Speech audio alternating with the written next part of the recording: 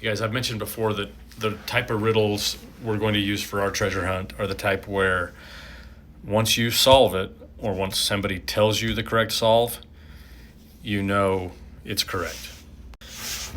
If you followed the Forrest Fenn treasure hunt, his clearly was not that. I mean, there could have been 1,000 or thousands of different solves, and once you know what the correct solve was, if all you had was the poem and the book and the interviews Forrest did and the things he put out there, if that's all you had, any of the solves, I mean, there could have been many solves that were just as likely as the correct one. There was nothing about the correct one that made it objectively the correct answer, other than the fact that that was the right answer because that's where he put the treasure. Anyway, I'm not going to get too much more into that. It is still, I guess, to be determined whether, Justin Posey's treasure hunt is like that, or John Collins Black's treasure hunts, his various treasures. Yet to be determined if they fit that pattern of you could solve it one way, you could solve it another way. Either one is just as likely, but this just happens to be the one he intended. Hopefully not. For me, a good treasure hunt has to be, one, difficult to solve, two, once you do solve it, you know that's correct. Or once somebody tells you the correct solve, it's obvious that is the correct solve. So I'm going to give you an example of a riddle that fits that bill. So suppose there are 4 prisoners. Some of you may have heard this one before.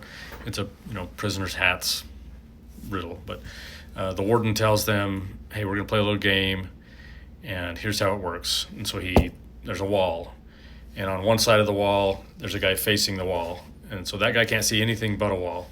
On this side there's 3 guys in a row all facing that direction. So the guy in front, he can only see the wall. The next guy can see one guy. The third guy can see the 2 guys in front of him. Okay, the warden he tells them there are 2 black hats and 2 white hats. And then he puts them on their head without them being able to see what hat is on their own head. This guy, again, he can't see anything. He can just see a wall. This guy can only see a wall. This guy can see one guy in front of him, so he can see what color his hat is. This guy can see 2 guys, so he can see what color both of their hats are. And the warden says, here's how this works. If any of you, I'm going to count down. And when I count down from 10 to 0, 10 seconds, if any of you guesses correctly which hat is on your head, you can all go free. And if any of you guesses incorrectly, then you all get shot. Okay? So he starts counting down, and the 4 prisoners are silent. And he says, by the way, if we get all the way down from 10 to 0 and nobody guesses, you also get shot. So after a number of seconds, one of the prisoners, after 5 seconds, one of the prisoners says, hey, I know the color of my hat. And he blurts it out. And he gets it correct. So the riddle is, which prisoner would that have been? And why? How could he have known with certainty which hat was on his head?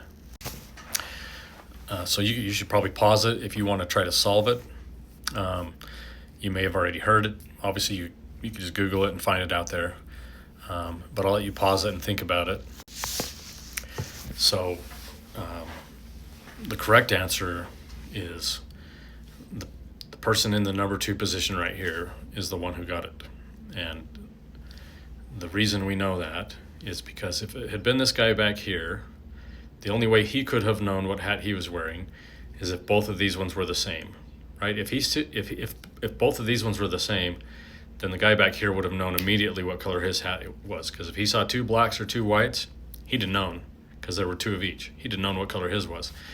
The fact that he didn't do anything and seconds were passing by and it got down below the 5 seconds tells us he didn't know. So what does that tell this guy?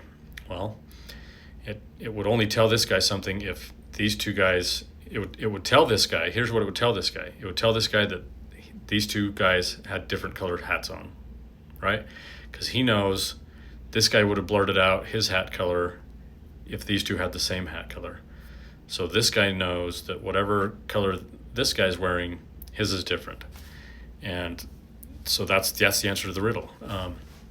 And you see, once you understand the logic behind that, that's, in my opinion, that's the only answer that could be correct. So it's not easy to solve. I mean, when people first hear that, it seems impossible, or might seem near impossible, right?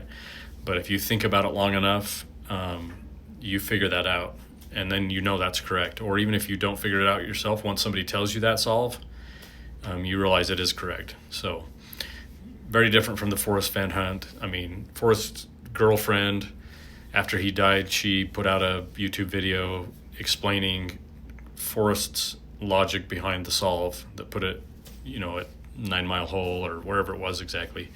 And throughout her explanation, she kept having to apologize and saying, don't shoot the messenger. This was Forrest's thing, and here's what he said about this clue, and here's what he said about this clue. I know. In other words, she was admitting that, his answers to those clues weren't any more right than a million other potential answers to his clues. So that's not the type of treasure hunt we're doing. The type of treasure hunt we're doing is one that is difficult to solve, but when you do solve it, you know you're right.